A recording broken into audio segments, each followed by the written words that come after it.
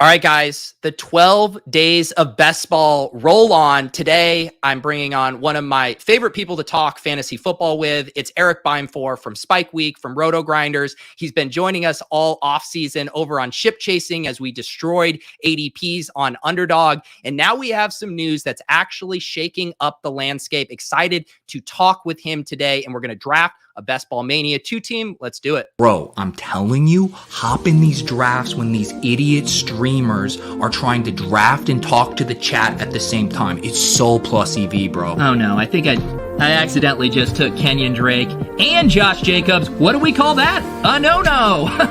No way, you don't have to set your lineup. That's incredible. And recently eclipsed 23%, and I'd much prefer it to be in the more 21 to 22% range.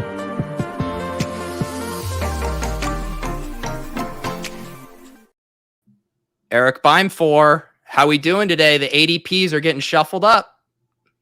It's a tough scene.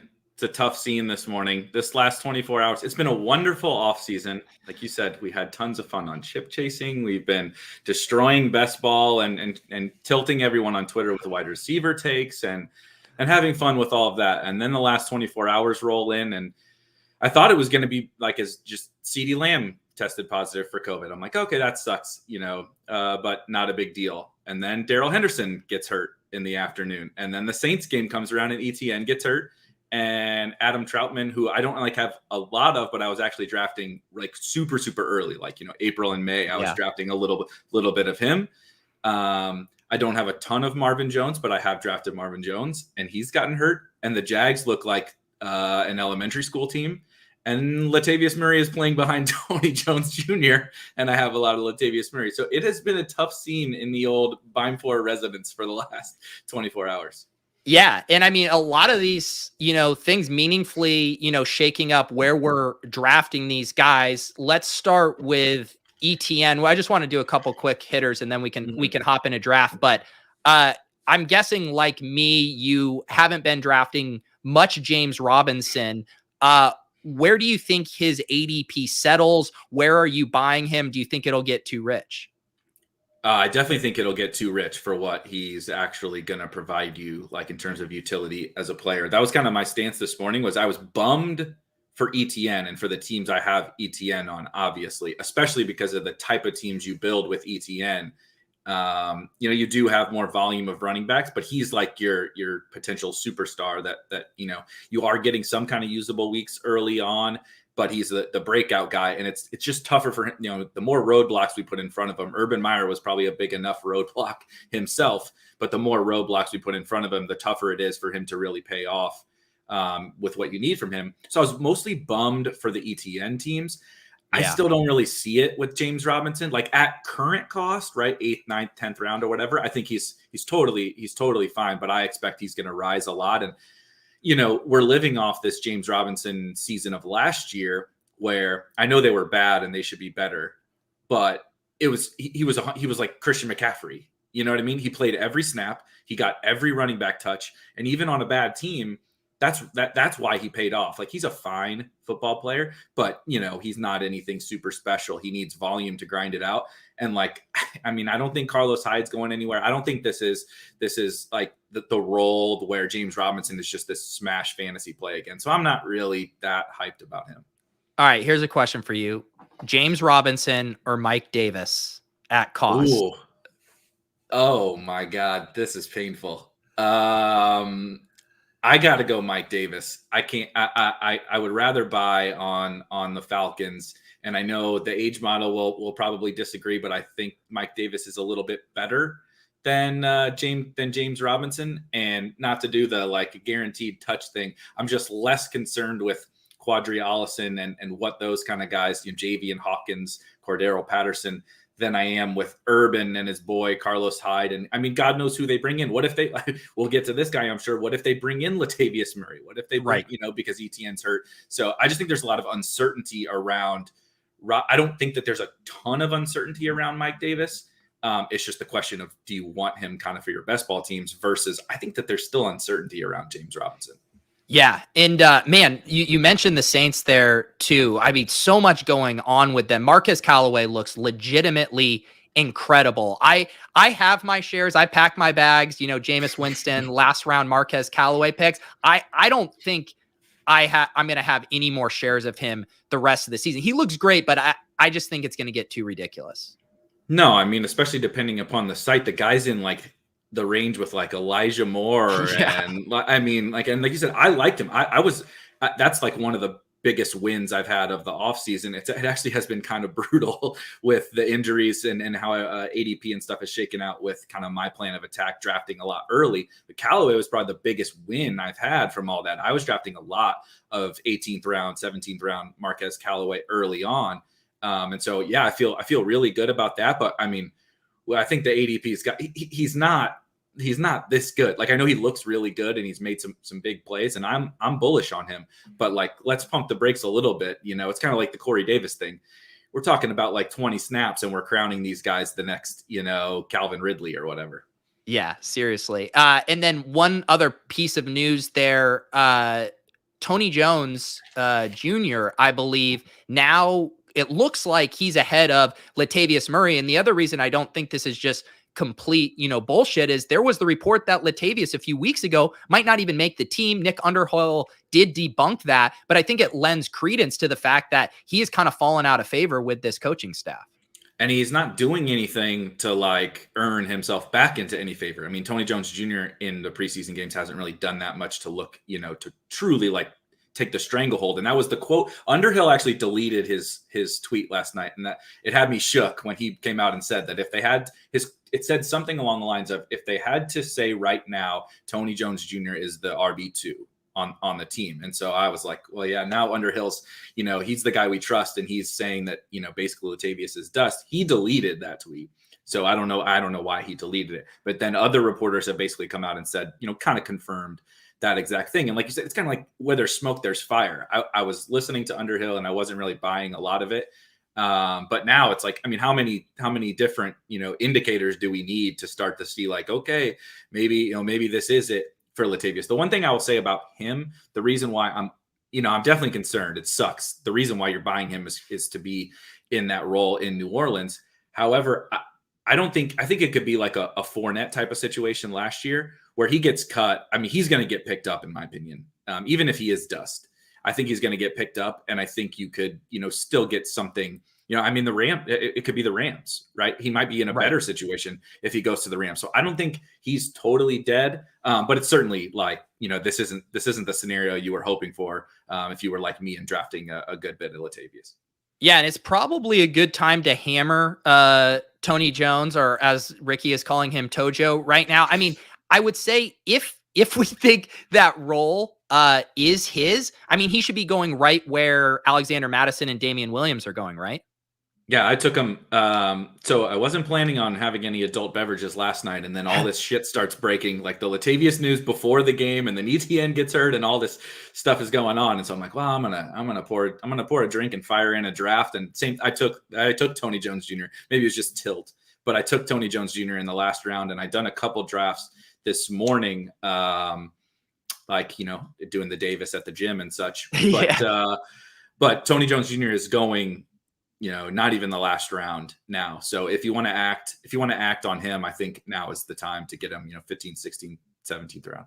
Yeah, definitely take advantage of that. I think that will correct shortly. All right, Eric and I are going to hop into a Best Ball Mania 2 team here. I think I have about 40 more bullets in the chamber here. I'm feeling a little squeezed on time, but I actually like having about that many left. And I know that was your strategy all along as well, too, right? To have a decent amount of BBM2 teams left. Yeah, it's been a while since I drafted a BBM team, and then, like you said, that was my exact plan. It's not looking super great for me in the BBM with my exposures. With Latavius, I had a little more acres than I wanted. I didn't have hardly any Michael Thomas, but just some things that have shaken out haven't worked out perfectly for me. But like you said, that's why I got, I think I have 50 more left to fire. And then I've been firing on the other sites and everything. So I still feel fairly good about everything, but I'm a little, my BBM teams are a little, I'm behind the 8 ball. I feel like a little bit. Yeah, I feel that way too. And we are just getting so much more information now. A lot of picks, like you mentioned our Travis Fulgham shares. I was listening to you talk with Davis. Like those look like dust. We see Yep. Brashad Perriman, a guy who I'd been taking a decent amount. He's on the roster bubble right now, and it looks like Tyrell Williams is the guy. So lots of those late round darts that all the people drafting now throughout the rest of the season, they're going to just have way better hit rates on those late round picks. Yeah, and it was kind of my thesis the whole time. But it does suck to see it play. I assume you want to take Dalvin here. I don't. I was actually going to ask you. I never feel good about it. You want to get funky? Yeah, let's get funky. I want to get some different texture on either Kelsey or one of the wide receivers. Yeah, let's see if we can get a sick Devontae Adams team. How about?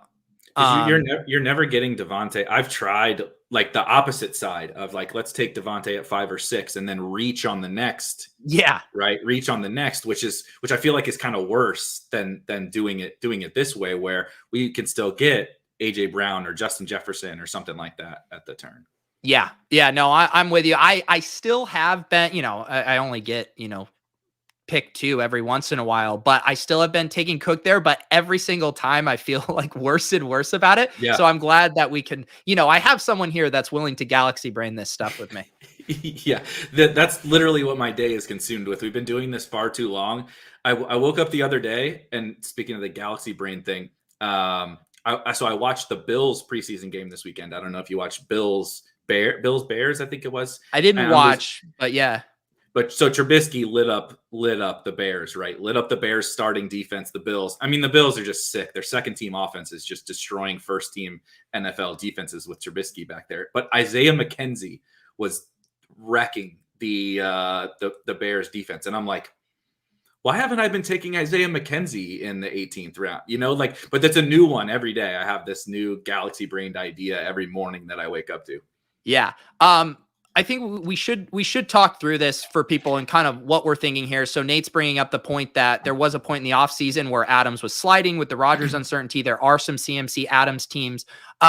My take here is that, first of all, we're already behind the 8 ball against CMC teams. We're going to have 3 wide receivers that the CMC Adams teams don't have. And then the other big point to me is, and we talked about this like right after the Akers injury, that there wasn't a ton of new information. You were just drafting in the same room minus 1 piece. I think now we have enough information where I'm not convinced these CMC Adams teams are the nuts, even though they look really good. They might have a ton of these suboptimal picks. And so I'm a little less worried about it. I still don't want to be taking Darrell Henderson, 7 rounds ahead of where he was going. But we're now talking about what, like only a 10 ADP shift in Adams or whatever. I'm just not as concerned about that. No, and I think people typically overrate, and we've talked about this a little on different shows and stuff like that. Like CMC is a tier by himself, not just at running back in the draft pool, period. He's a total unicorn. He's a separator. Even Dalvin isn't in that tier with him. Dalvin would probably maybe even be in his own tier or however you rank those other guys. But beyond that, it's like, what's the difference between all the first 2.5 rounds? Like they're all the same. People are making this case, right, for CeeDee Lamb's a top 5 wide receiver. Well, he goes, at the 2-3 turn. We could probably, some people are touting like Allen Robinson. Like if Justin Fields really is good, why is Allen Robinson? But like, well, how is he that much different? Why is AJ Brown? Blah blah blah blah blah. And so it's just really like 2v2s at the top. So I'm not that worried about it there. Like, of course, I would prefer to have a CMC Devontae team, but I'm not that worried about it. And like exactly to your point is that like KJ Hamler has risen up, and now there's different texture guys at the back, or those teams might have ETN, or those teams might have, there's just so many different things that have changed from those May, June teams that I'm not as worried about it there at the top. But like Henderson or something like that, Callaway, I don't really want to be taking 10th round Marquez Callaway. And I think it's actually something to take advantage of, because I think most people agree, like there's a pretty big tier from like pick 2 to 25 or 26 where it's relatively flat. And so if you think the majority of the field is going to have similar textures and distributions of those 25 picks just based on staying in line with ADP, there's a lot of value in being able to get a 3-star out of those top 25, 26 players that is pretty unique to the field. And that's what we're going to try to do right now. So we might be forced into a tight end. I'm also fine with Keenan, CD. What are you thinking here? Ooh, this is tough. I trying to think how many Kittle Devontae teams do you think there are? Probably not. Probably a decent amount. I don't know. Maybe Keenan. Let's do Keenan. Yeah, I like doing Keenan. And then I don't think this guy is going to take 2 tight ends, so we could still get one, and Kittle will probably be there. Yeah, or if you want, if we want to do CD or McLaurin or Robinson, or if we want to do any one of those guys, I think it's well. And I guess maybe we should go receiver to kind of support our thought where we were just saying if we go Devontae, Kittle, Keenan, I think that might be, but a Devontae, Keenan, CD, that's probably pretty unique. And I think we want to, when you take Devontae at 2, I think we want to win wide receiver. And I think, as much as I love Kittle and Waller, the elite tight end, I think the whole kind of thesis behind it is winning wide receiver. And I mean, now CD I didn't think CD would come back. So I like this. Yeah, this feels, because I'm trying to think through. So even when Devontae Adams was going late, people would have been getting one or Devontae Adams with Keenan in their early running back. But I think this combo of 3 has to be very, very unique. Yeah, exactly. And like people sometimes, make jokes about the uniqueness type of thing. I don't think, we're not going crazy off the board or whatever, but it's just a little small tweak to that top start, to give you, this team is like, there's only, 50 of this team or whatever. I don't even know what the right number is, right? But there's only 15 of this start. Versus, you go to the CMC, Najee, CEH team, and there's like, 3,000 of those teams or whatever.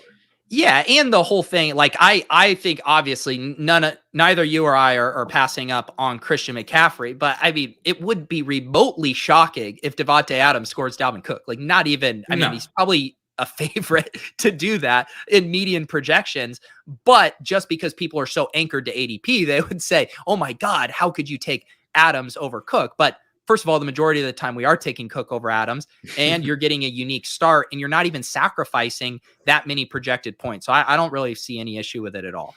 The other thing is also, I mean, we just know these rooms, right? We know how the people that are in your drafts are, and it's tough to win the wide receiver room, but we know we just inherently know we'll be able to recover the other positions, mainly running back. So like being able to still win, create a kind of a unique blend of a start in a wide receiver heavy room and still win wide receiver is like, there's big advantages to that. Yeah. Taking a look at the room so far, it would appear that we are in a wide receiver heavy room. Normally you need the like J.K. Dobbins, DeAndre Swift, canary in the coal mine. There he goes at pick 36, but it does look like we are skiing out in front of the wide receiver avalanche, as Corain likes to say. Yeah, that's such a good. Have you clipped that one off? Has Belair clipped that one off? I know. I think we need Belair to get that clip. While we're waiting here, tell the people what you got going on at Spike Week. You got the Discord. You're cranking out shows like me. I made sure not to. I didn't want to overlap with our programming, so we can give people nonstop best ball content.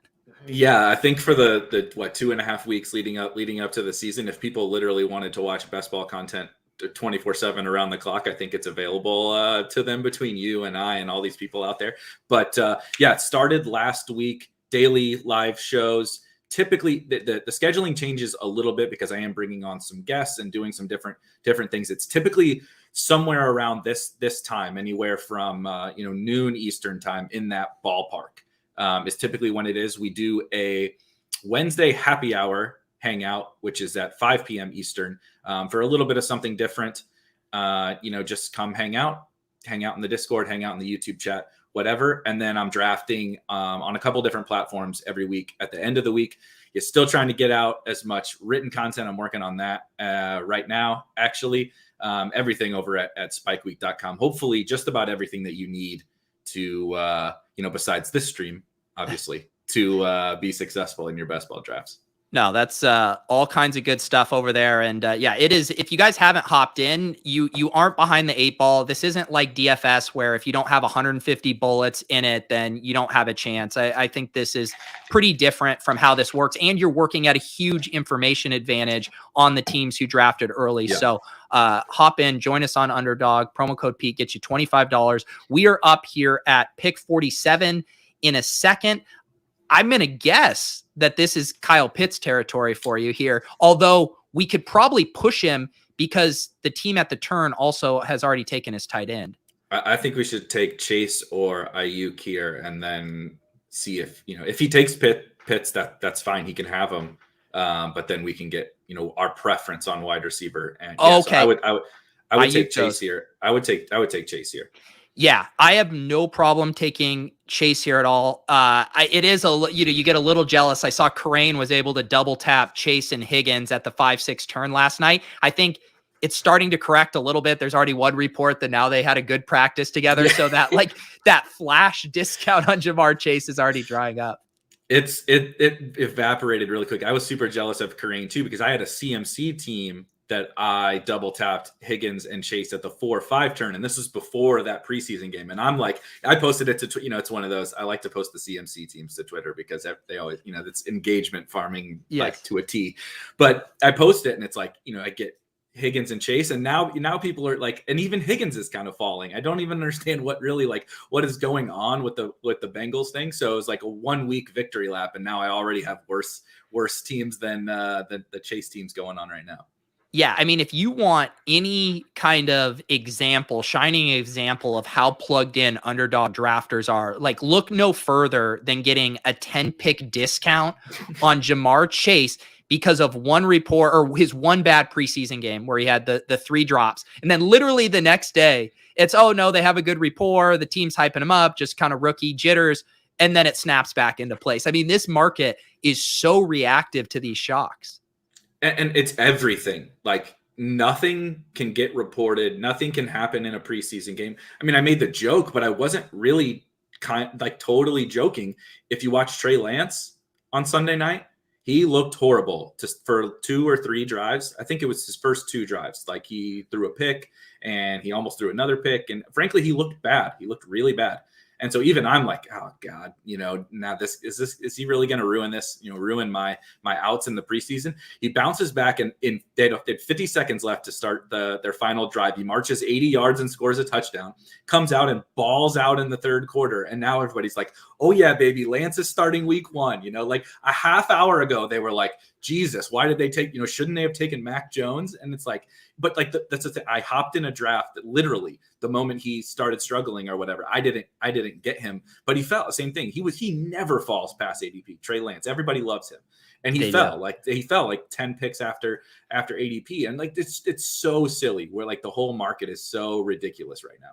Yeah, it was also funny just this morning, and this happened after the Akers injury too, but just waking up and any drafts where you're on the clock, the most recent pick was James Robinson. It was like, it doesn't matter where you're at. You feel like you have an edge. There's people, it's like, hey God, you just got him at the late 5th. It's not a screaming deal, but because they feel like they're working at an information advantage, they can't help themselves.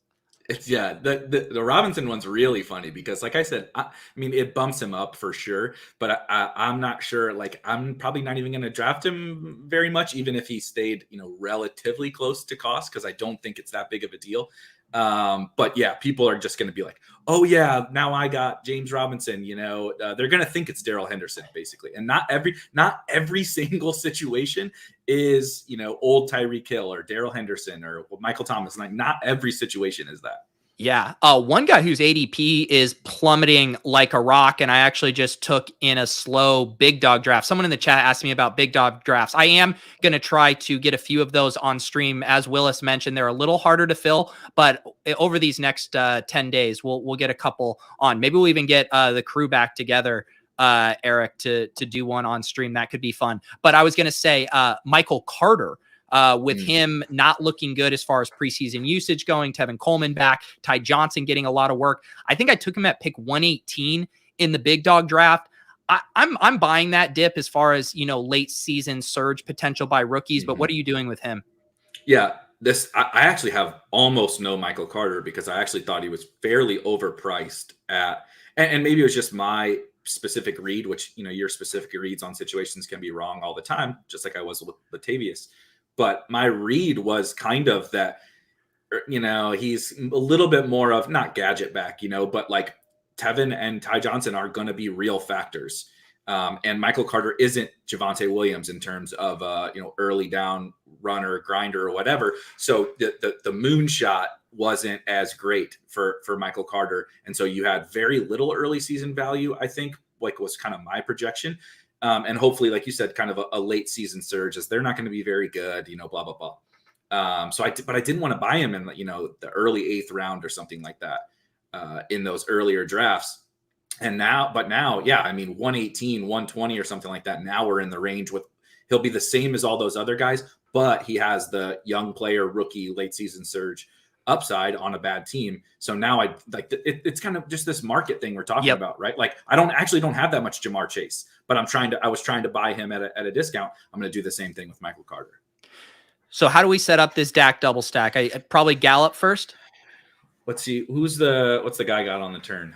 He has Thielen and Claypool. See, this build looks like I would love a great starting quarterback to round out this build, but it's so tough.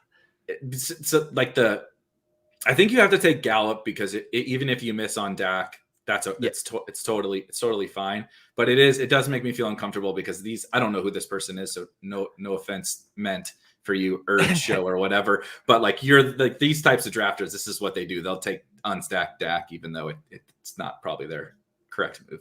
Yeah, we'll give it a shot here. We will give it a shot. Those 101 teams, they do love building the beautiful screenshots. I mean, you need Dak for the screenshot here. The perfectly balanced roster, the 1-2-2-1 or whatever, 1-2-3-1. Yeah, those play really well on Twitter. Ours will not play well on Twitter at all. The best is if he slow rolls us here with the Dak pick number 2 instead of just pulling the Band-Aid off right away. Right. He goes Rodgers. Whoa, let's go, baby. What is he doing with Rodgers? Wow, we dodged a bullet. And we have Devontae too. Does he think maybe he thought he was? Is he watching? Is this person watching? He thought he's going. If Dak goes here, this is just he's just punting off $25 for the bid equity. Do it. No, okay. Mooney. Oh Lord. Okay, see, this is what I'm saying, man. We are not in July anymore. We get some weird decisions now. Yeah, I don't see him as much on Underdog, but you are seeing him a little bit more frequently as we get closer to the season. Like I made the joke, go draft on one of these other sites right now, and this mistake, in my opinion, what this gentleman did at the 101 was a mistake, but this is not even close to egregious compared to what you might see on DraftKings or something like that. Yeah, and I would say this. I did a show with Spags last week, and he was trying to push me on Mike Davis and Melvin Gordon. And even though I don't like those guys, we don't like those guys. My thought is just if you do like those guys, use the room to your advantage. The majority of the room doesn't like them. With a pick here, I guess he could make a case if he loves Rodgers that he's not going to make it back to the 8-9 turn, I guess. But even with a guy like Darnell Mooney, he is probably going to make it back, or maybe it's close. I don't know. I just say do a couple drafts, wait for the pockets of the draft where you can get those guys at cost, because you can. It's not like we're seeing insane steam on Rodgers and Mooney. I think you can sit back and wait on those guys.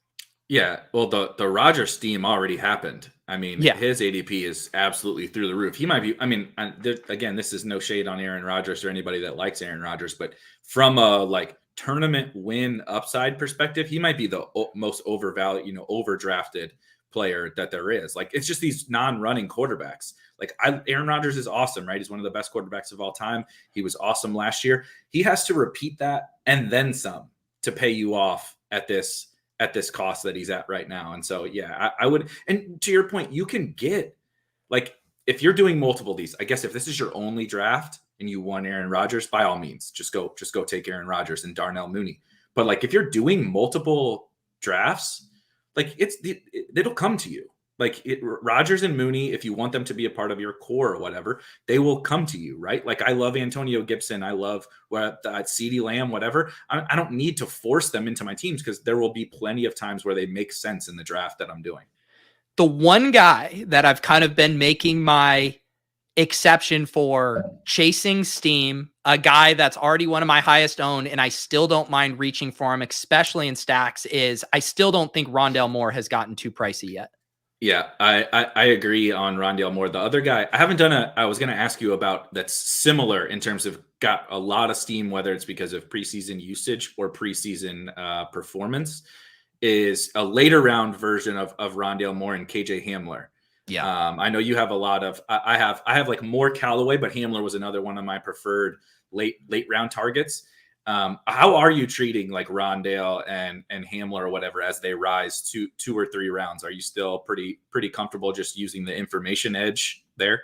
Yeah, well, I will say, I mean, Rondale, yeah, he's risen 3 rounds from where we were getting him way back when. Even since his preseason action, he's really only gone from like pick 120 to pick, 105.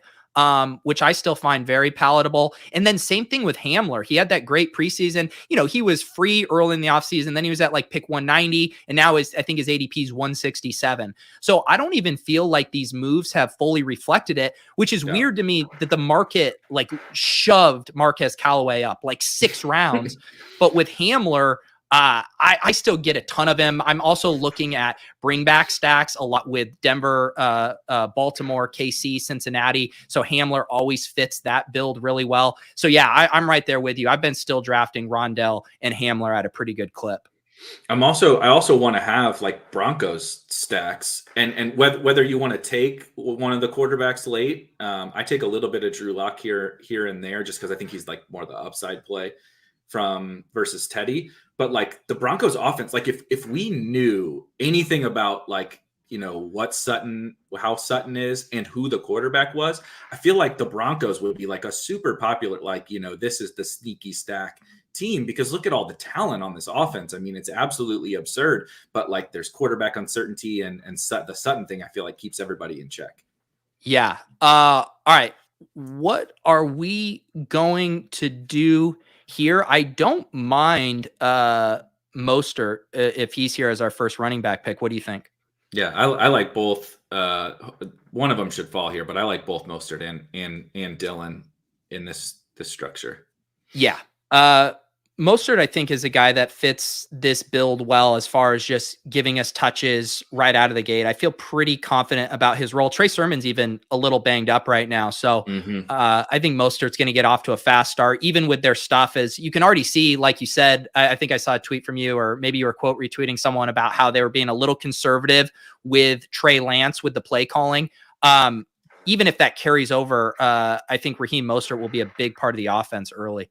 Oh yeah, I think so too. And I think, just the more creative this offense starts to get, that's like all good for Mostert. Like we see every other day, there's a highlight clip of him with like a 70-yard run in practice, but he's not this between the tackles grinder. But if the offense is being a little more creative and getting him in space, that's perfect. So it looks like we are probably going to have our choice of wide receivers, or if you want to push for Damian Harris, I'll listen to that. I'm not pushing for Damian Harris. I think you got to take Rondale as your bring back on the Cowboy stack. Yeah. This is a weird spot where, like I said, you're able to still kind of get him at like, a little after pick 100, but we want to get that premium Cardinal back. I think we could also make a push or not rule out James Conner as well in this build, but him and Rondale are not mutually exclusive selections. Yep. And if you get something where like Edmonds goes down or maybe just Connor wins that job, I think it's a little bit of a correlated bet if you were to get Connor and Rondale together, because I just don't think Connor would be used in the same way that Edmonds is, kind of in the short passing game. So it'd be kind of like Rondale takes a little bit of a boost up there, but then Connor's obviously getting boosted by taking over for Edmonds. Yeah, if this is your first best ball stream, what we are doing right here is galaxy braining a week 17 stack with Dallas and Arizona. The real best ball grinders know, but if you're wondering why the hell we are talking about a single matchup, it's because we're trying to win $1 million in week 17, and we know a high scoring game stack is a nice way to help you do that. Back to the Broncos thing, how have you been handling the quarterback situation? Because I do find myself in these spots where either I've punted QB, and I often will have a stack with a Noah Fant and a Hamler. Early, I was doing Bridgewater. I've been doing more Lock now, but I really have no clue. They're the situation where I definitely have, I don't have the slightest idea of who's going to win it. But how I am thinking about it is there's in my opinion, one of those quarterbacks is the one that provides like a real ceiling. And I think Drew Lock sucks, frankly. I'm not a Drew Lock fan. You're never going to hear me standing for him as a real life football player, but as more of the, gunslinger type, he does run a little bit. I know Teddy runs a little bit too. But he's just kind of the high variance type player that I would rather, if I'm going to burn the $25, like I would rather burn it on the guy that, he did have some ceiling weeks last year. Like he had, somebody was using this against me when I was trying to tell him not to take Jared Goff, and they were like, look, Drew Lock had a big week. I'm like, can we not compare Drew Lock to Jared Goff, please? But anyway, like I want kind of the high variance type guy, and I'm willing to be wrong because I'm either taking him with 3 quarterbacks or I have Dak, Kyler, whatever with him. So I think it's okay to take on a little bit of that added risk.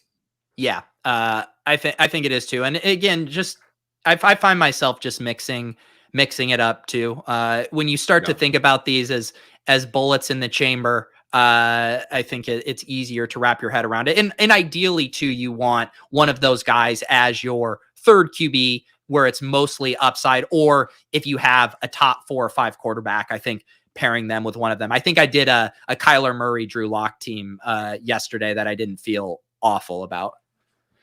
Yeah, and I think your point was absolutely spot on. Like you just have to think about him as like you're sitting at the poker table and it's a chip, right? It's not anything more than that. These are just chess pieces for us to try to get to the top of this game. And so like, I was looking at it this morning with, the ETN news and Latavius news and all this stuff. And like I burned a lot of teams, right? I have a lot of burned teams. I even have, Cam, we're like not even remembering Cam Akers anymore. Right. But like I have Cam Akers teams. I have all these dead teams. But the point is that I used all those chips to try to just give me a handful of super teams. Right. And then now we get to still draft 50 more teams or whatever. And I have, I don't have to take on that injury risk anymore.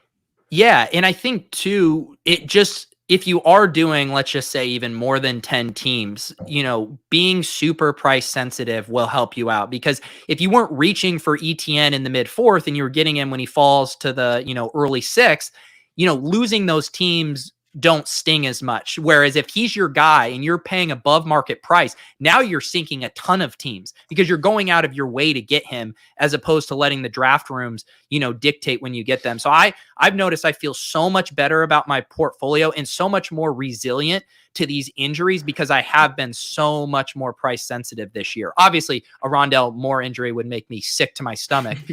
So I don't want to speak too soon. But in general, I think it really protects you if you aren't reaching on these guys. Looks like we're going to have our choice of either Pollard if we want a super stack, or if we want to continue with this Cardinals game stack. What's your lean there?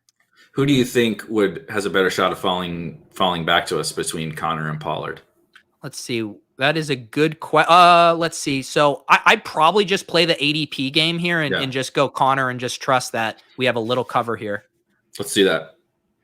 And would you have made any case for like Devontae Parker here a few picks after ADP? Not on this team. Yeah. I don't Devontae Parker. I'm really high on the Dolphins, like as an offense and as a stack, mainly the passing game. But I'm really high on the Dolphins. They're one of my favorite stacks. So I don't mind Devontae Parker. I know Evan really loves Devontae Parker, but not on this team, I don't think.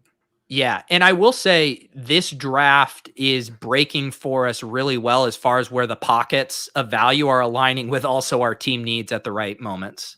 Yeah, it doesn't usually work out this way. I ended up with a 0 RB team right before this, and it was about the opposite of this. Every time I needed Raheem Mostert, and it was like, guy in front of me took Raheem Mostert, and now you're staring down the barrel at Gordon and Fournette, and or reaching 20 picks for Zach Moss or whatever. That's what usually tends to happen. Yeah, this team is shaping up very nicely, and again, another one of the kind of fun benefits of 0 RB is it allows you to get really good value on these running backs, where I've mentioned it over and over. I've even happened this in my big dog draft where I took Michael Carter. I ended up taking him as my 4th running back, which isn't awful, but I didn't feel great about it. I wish I had switched my CEH pick, injury withstanding, to a wide receiver, just knowing that the value was falling here, but I got CH as a good value. But that's the trap you fall into, is the values compound in these wide receiver heavy drafts. We've talked about that a ton, right? And I think even like sharp drafters really struggle with it. I think it's one of the biggest edges is the combination of really both of the two things you just mentioned, being understanding your room and reading your room. And you have to do it on the fly, right? Obviously, like we know a little bit the room with a stream of yours, but you also do kind of have to read it on the fly in a normal room, not on a ship chasing stream or something. But I think that that's a skill that people don't take into account. And then understanding the combination of that with the pockets of the draft.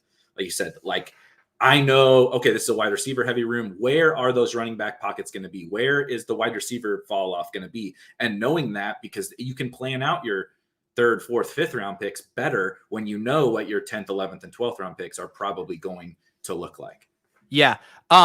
I see Champ here in the chat has very strong conviction over Gus and Connor. So I think what Eric and I would say here is that they're very similar probability bets in this range. I don't think we can have conviction that one is so much better of a bet than another. I think both Eric and I like Gus to an extent. The issue here is we're breaking ties in favor of this game stack and this correlation that we're playing for in week 17. If it was in a vacuum, I'm probably just flipping coins. I've been taking a decent amount of Gus, especially with how much usage he's been getting in this preseason.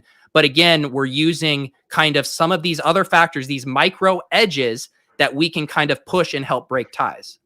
Those are the things I think that have become, everybody kind of understands, at least on Underdog, roster construction and could definitely correlation and stacking and that kind of stuff. I think, where the edges are starting to become is pushing the limits of those structure, like we've talked about again a ton of times. When I'm doing hyper fragile teams, I'm not just doing it how it was successful last year. I'm thinking about different ways, different 2v2s, pushing it makes Swift my RB1 or my RB2 in a hyper fragile team, or thinking about these different little correlated bets to make, right? Like we talked about, James Conner and Rondale Moore seems silly, right? You're moving your EV up 0.1% or something like that. But the more you do that over 150 teams, like it just really does start to compound. And so I want to have Connor on the teams where he makes sense, and I want to have Gus Edwards on the teams where he makes sense. And I think in this one, James Conner makes more sense. Yeah, I've been getting Gus a lot in builds where Lamar Jackson falls, and I'm getting him in the mid 6th, and then I grab Gus as a piece there. I do like with a lot of those quarterbacks, I guess, outside of Mahomes and Dak, the backdoor stacks are pretty viable for Lamar, for Kyler, and Josh Allen, where I'd had to force myself like, oh, I don't have Nuke, I don't have Diggs, I'm passing. But when those guys fall 8, 9 picks after ADP, I'm kind of slapping myself being like, no, you can backdoor stack these guys easily. I take a lot of Josh Allen for that purpose, because I'm like, all his other pass catchers are free, basically. Like they're all dirt cheap besides Diggs. And I don't want to, like, of course, Diggs is like my favorite player in the entire player pool. He's my wide receiver 1. I love Stephon Diggs. But like, I don't want to be like tied to every single Josh Allen team has to be a Stephon Diggs team. And I just want to make sure I'm making the same thing. I'm just making smart teams, making a good portfolio. And so I want to have like Josh Allen, like same thing. Josh Allen's like my favorite quarterback. I want to have him. So I'm normally taking Gabe Davis here, but I'm curious your thoughts. Ooh, this is a really interesting range. We have 3 running backs. The only running back. Yeah, he has running backs. Let's take Gabe. Yeah, let's take Gabe. I like Gabe better than all these guys. Although Gabe got the Rona too. Or did he really? Close contact. I completely missed that. Him and Cole Beasley both. Shocker. I'm kind of been surprised. I thought Gabriel Davis would be a little bit more of a mover as we got closer to the season. He just seemed, as much as we all love these second-year wide receivers, I mean, he's in a dream offense. If you want to bet against the Emmanuel Sanders team, who is always going to look great in training camp, Gabe Davis seems like the best way to do that. But his ADP hasn't budged. If anything, it's dropped. Yeah, I was surprised. Same thing, especially after Manny got dinged up a little bit. I was like, okay, I was buying Manny Sanders when he was talk about free. He was really, really free. And then he shot way up. So I stopped buying Manny Sanders, but I thought there would be kind of a flippening, you know what I mean? But that never happened. Okay. Now this is a weird spot. I need Beimfohr's magic touch here. Madison. Okay. We've reached this tier of wide receivers. I want to get your take on this too. I really like Alexander Madison, by the way, just in general. I'm not really totally sure why he goes so much further behind all the other handcuff guys. We've probably talked about him enough over the last couple of months. But we reached this pocket of the draft where what really is the difference between Sterling Shepard and we talked about KJ Himmler. I could make a case KJ Himmler is a flat out better pick than Sterling Shepard or T.Y. Hilton or whatever. Like these guys, they don't make it move, for me even more than these later round guys. So I'm willing to take my shot on a Madison, or like if you need a tight end in this range, obviously we don't with Pitts, but if you do, you like Gerald Everett, take Gerald Everett here. It's a great detour range, I think. Yeah, and it's so funny too, where I don't have like strong takes on players in this range, and just because Madison is a guy that draft rooms don't seem to love and sometimes can fall, obviously where we're picking, he wasn't making it back to us, so I think he made perfect sense there. I think if I was by myself, I'm probably taking Gerald Everett there and then just locking up the tight end position, but like you said, with Pitts, with some other kind of targets that I think we probably both like at tight end, didn't feel the need to force the issue. And I think Madison is a nice pick when you could see a run on some of those running backs, and then we end up in a different tier of secondary running backs. And so I think in the 0 RB build, he makes a ton of sense there. He also, you really want a galaxy brain take. We passed on Dalvin Cook at 2 to take Devontae Adams at 2.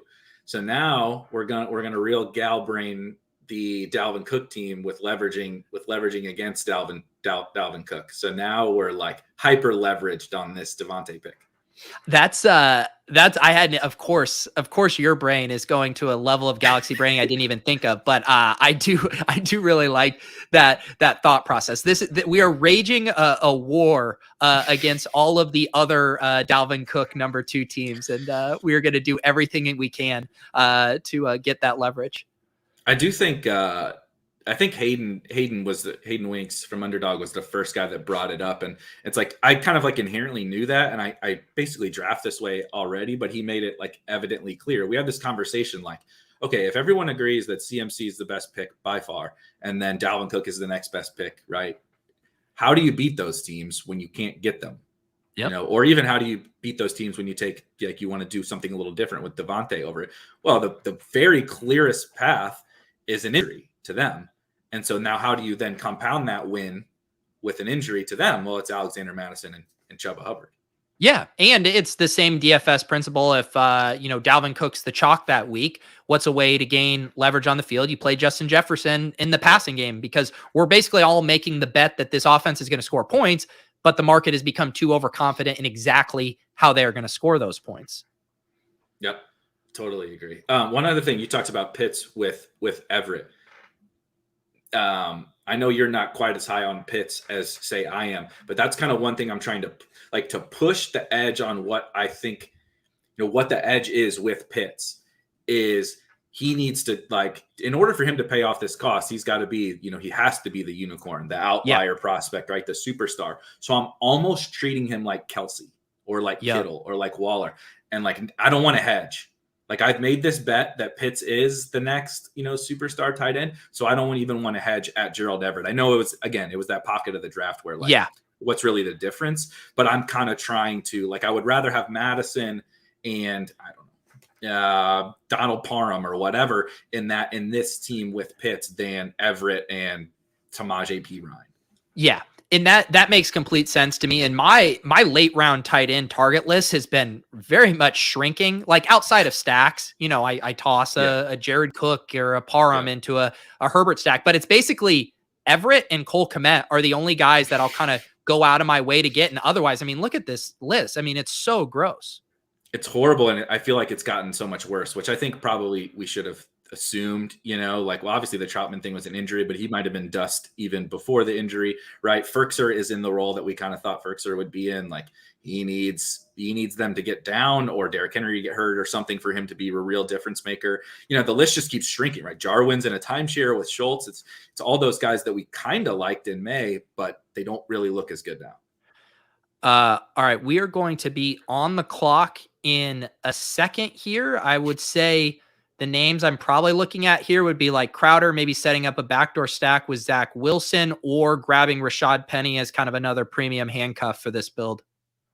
I think I would do Crowder to set up can we look at our wide receivers really quick again? Yeah. Because I don't think we have anything. Yeah, we don't have any other stacks available, right? So I would.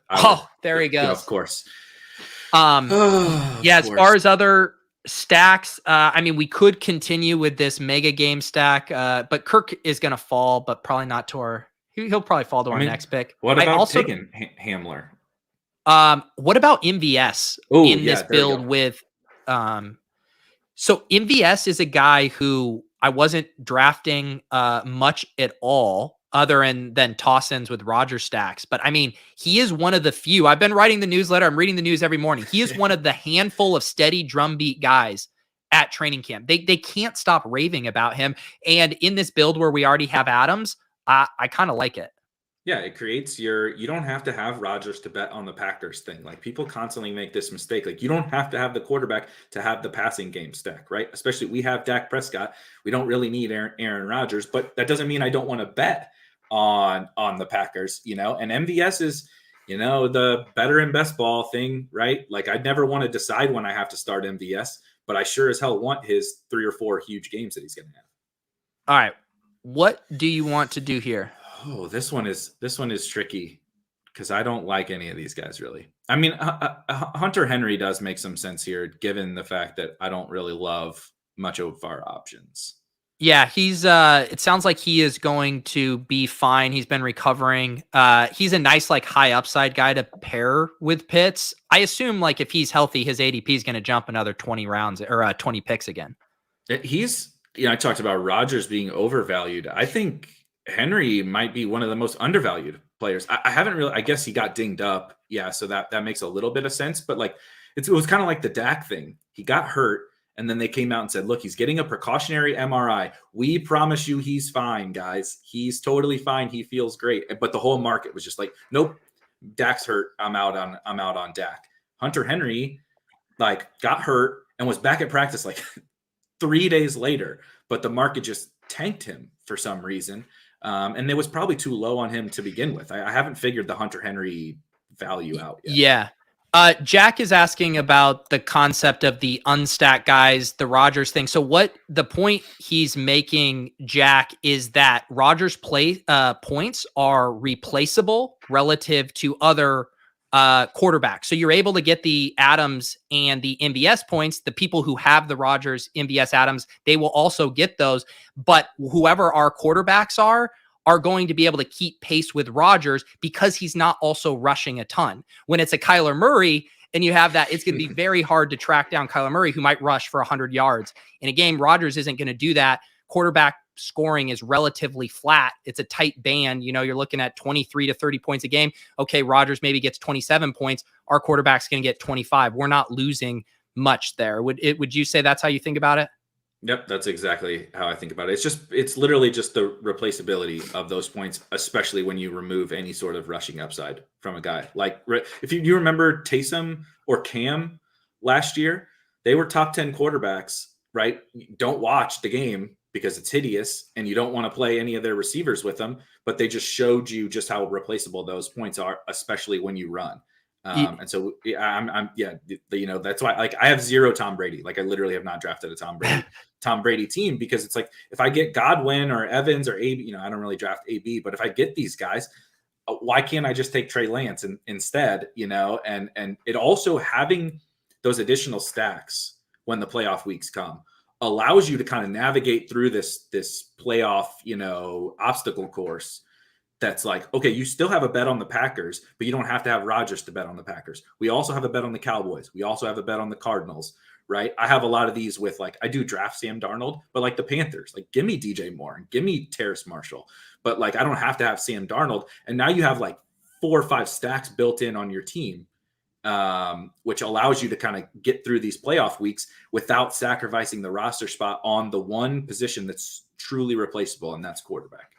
Yeah, and the other thing too is that the inverse is also true on the rushing quarterbacks. You don't need to go out of your ways to double stack them. So I think Jalen Hurts is one of the best examples right now. If Hurts falls in drafts, which he will sometimes, and you grab him and you've already missed out on Devonta Smith and Goddard, grab your Quez Watkins and be done with it once you draft him, because you're going to get most of your points from Hurts rushing, and then you're just trying to bank the one guy who hogs most of the targets during those important weeks. Yep, Trey Lance is my highest own quarterback, but I don't even have all that many double stacks with Trey Lance because it's the exact same example. I'm trying to find like MVP Lamar season, right? Which was really in any given week, you just might have had a Hollywood bomb or Mark Andrews catches 2 touchdowns, but that guy wasn't paying off multiple pass catchers. He was probably paying off one because you do need some passing, but then he's running for 2 touchdowns or whatever. Yep. Let's see. We are going to be picking up here at the 16 turn. I would Kirk goes. He would have been a nice pick this far after ADP. I still like Penny a lot. I think Penny might even be closer to Madison as far as what they offer in contingent value. Do you agree with that take, or do you think Penny's more thin? I think Penny's a little bit more thin. I think that they have other bodies. I think, Madison is not a 1-for-1 for Dalvin. And we've also talked about that in the past. I think, some other guy will mix in, whether it's Abdullah or the kid from Iowa State a little bit. But in general, I think Madison is a lot closer to a 1-for-1 replacement than Penny is of Carson. I think the DJ Dallas or Alex Collins or Travis Homer, or God forbid they pick up somebody else that Pete Carroll loves, I think would play in a little bit. However, at this cost, this is a really good price on Penny. Yeah, I'm going to put him in the queue. We should also think through our quarterback stuff. One of our next picks will be a quarterback, and then it's also just trying to think through, potential stack stuff. I do think based on how Winston's playing, I feel like he is trending to be the quarterback. I was drafting a ton of him earlier. Who are you eyeing in a build like this where we don't have any obvious stacks set up and we need a QB2?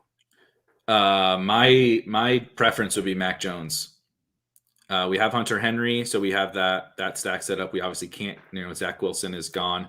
We didn't get Crowder anyway, so disregard that. I'm really not a Daniel Jones guy. I have some, kind of, we get into this situation and you just attach him, but especially with the news with Cam lately, what was that today, yesterday? And I can't keep track of what day it is. I think just there's more and more writing on the wall that Mac's going to get a lot more shot at winning the week 1 job. And we don't even need him to get the week 1 job when you have Dak. So, yeah. And then is there a New England guy? I mean, you're down in kind of like Kendrick Bourne territory, or do you want to just lock up Mac here and then figure out the 18th round pick when it gets there? Can you pull up quarterback? Yeah. I think I would probably just take him.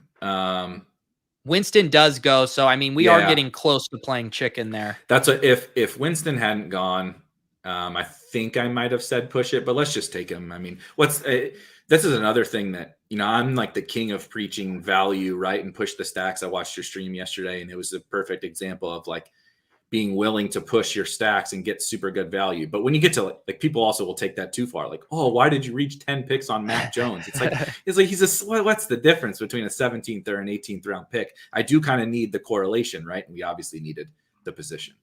Yeah. So now talk through to me. This is a spot I find myself in a lot. I have, Eric, by far my most used construction is 2592. I have to force myself to get out of that. I just end up on that a ton, unless I'm doing a hyper fragile build. What kind of things are you thinking about with this late round pick as far as round out a stack? Scoop of a value guy. Say your guy Evans falls. Or how do you think through this last selection? Yeah, it's mostly that value part. So I kind of I try to remove the positions other than quarterback and tight end. I try to remove the positions when we get to this point and literally just like, who is the best using, like, Sean talks about this with 0 running back, right? It's just like, remove everything about, fantasy football and just draft the best player.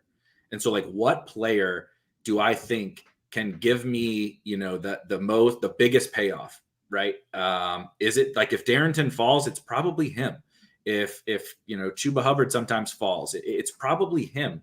But in a lot of the scenarios where the best running back left is, somebody really, really bad, well, then I'm going to pass on him and add on a ninth wide receiver. But I've tried to, I was probably a little bit stubborn very early on in draft season. Like, nope, it's got to be 2.592, or nope, it's got to be, 2.682 or whatever. Whereas now I just think there's really no difference. So, figuring out that draft room and seeing like, do they let a really high upside running back handcuff fall, or do they scoop up all those guys and then you get, this is a bad example because he goes higher now, but like, Donovan Peoples-Jones or old KJ Hamler, like just evaluating that draft for that. Yeah. And I think one thing I'm either, trying to scoop a really good value that's normally not there, or I am trying to get unique in off the board. Like I'm curious your thoughts on this. I know he's not like a huge upside guy, but I would maybe take a Kendrick Bourne just knowing that he's going to be very unique. We know he can fall into the end zone 2 times. He could be this year's KJ Hamler with Mac Jones at the right time. So I also think about that. But then again, Kendrick Bourne isn't exciting at all. I have a same take, different player is Sony Michelle. So same, it's that's good. He doesn't have the James White thing. However, they did throw Sony the ball a shit ton more than I ever expected. He caught 4 balls last game in the preseason game, which I thought was at least mildly interesting. You made the point about MVS. They do keep talking about Sony Michelle at camp too. And that's actually got me skittish on Damian Harris, is if he's going to lose anything to Sony, and we know he's not going to get anything from James White. I think that's a pretty big red flag. Anyway, Mac is like this offense elevator, right? If Mac gets in there and he takes the offense to a new level, which is kind of what the bet that we've made, and Sony is getting some sort of role, they're not really super positively correlated, but in theory, the offense is just scoring a shit ton more points. And so I kind of like him too. But to your point, I mean, Bourne is a similar thing. I think Sony has a little bit more upside and probably utility on this team. Yeah. With the 0 running back build. No, you sold me on Sony, and I think there were some rumors early on that they might be trying to showcase him for a trade. So you might have multiple outs. What if he ends up in New Orleans or in Los Angeles? And then I'm with you. He's very similar, bet as Rashad Penny too. Similar draft pedigree, a guy who can catch passes. And Sean talked about him last week on ship chasing as well, and my ears perked up now you mentioning him here. And then he makes a ton of logical sense with our further bet on the Patriots offense. So I think that makes a ton of sense with this build. It's a pretty fun team. I have taken stubbornly or begrudgingly taken some Sony Michelle over the last little while. The market is shifting wildly, so but it's kind of good to mix in him. There was a month straight where I was getting all the same late round guys, so I like to be able to mix in random guys like that. And he has a real path, right? You're not just mixing in guys to mix in guys. Yeah, and I will say, looking at this team, a 0 RB team, Mac Jones with Dak, I think passing on Dalvin Cook to get the trio of Adams, Keenan, and CeeDee, this is going to be an extremely unique team across the whole set. Yeah, this is a fun team. We've joked a lot about, right, like drafting with streamers or whatever, that it's so plus EV for everybody. And I think like you had like multiple streams in a row where you took a handcuff, and I did the exact same thing. We took a handcuff together at one point on ship chasing, and now like the last, I don't know, 5, maybe even like more than that drafts that I've done on stream, like I actually really, really like the team. I think this was a really well structured team. Yeah, I do feel, well, one funny thing I'll say is I saw in the chat earlier, a bunch of people tried to get in this draft and ended up in another draft. So we might have just zigged and zagged our way away from all the ship chasers here. So we appreciate that. Also, guys, we are doing an Underdog Hat giveaway, one for each stream. I posted the form down below. It looks like we got 22 responses. I just dropped it in there again. Fill it out. I'll do that in a couple minutes here. I wanted to answer one question here from Justin. Isn't the New England backfield too muddy? these are actually the situations we are trying to capitalize on where it is ambiguous. We've talked about the Falcons. We've talked about the Dolphins. We've talked about the Jets. I think you can toss New England in there. The market is very confident that Damian Harris is going to be the guy. Damian Harris is a fine bet. I know our guy Josh Norris likes him a lot. He should be the lead back. But would it shock anyone? It should never shock anyone if Bill Belichick is doing weird stuff with his running backs. It's basically a meme that the cheapest Patriots running back is the one that pays off each year. And so this is actually the exact kind of backfield we should be targeting. And when we can make a logical bet on a guy like Sony Michelle, who's playing well, who has the draft pedigree, who might be getting showcased for a trade, to me, this is what we want to be doing. Oh yeah, 100%. That's been the thing all year. That's why people were taking Jets, right? Tevin Coleman was a thing, or Ty Johnson, or there's a ton of them. I mean, why did we draft James Conner? We think Chase Edmonds, and it appears Chase Edmonds is going to get the first crack at being kind of the lead there. But also James Conner, it's not like James Conner didn't play with the first team. He did mix in a little bit, and there's just so much more uncertainty in like every backfield than you think. And then when you mix in, like, this is kind of like make it or break it for Sony. You're getting some indicators that he's actually going to have a role, right? That he's playing really well. He looked good in the preseason, blah, blah, blah. You're just trying to make logical bets on situations that can pay you off. And like, I don't know if Sony will be a thing, but you go pick out an 18th round pick that you're very certain is going to be a thing right here. So I want to make that bet on this particular team. Yeah. And the other thing is we are, like you said, you could make justifications for just about anyone in the 18th round. So how are we narrowing it down? All right, we've already made a bet on the New England offense with Mac Jones and Hunter Henry. So now we're narrowing it down there. We're in a 0 RB build where we could probably use the 6th running back, and the extra wide receiver is probably unnecessary. Okay, now we're down to running backs on New England. All right, who are our options here? We can really hyper-focus it. Oh, Sony Michelle's playing well. And so just using those things, I always think of the improv term. You're yes-anding. What is the reality we have already established with our lineup, and how can we make logical subsequent follow-ups to what we've already established in this world of this one draft? Not all of us are improv experts and well-renowned fantasy football comedians, Pete. So you got to stick to the football takes and the football analogies here. I try to mix up my analogies. I can only say in a vacuum so many times before I have to shift it up. So shout outs to our friends over at Underdog Fantasy hooking us up with a hat giveaway here. I see Siege in here. I know he wants these hats. We got Nez, a ship chaser, a friend of the show, a best ball guy. Nez, I will email you a gift card to the store. By the way, guys, I haven't promoted it a lot because I'm still getting my bearings on Shopify.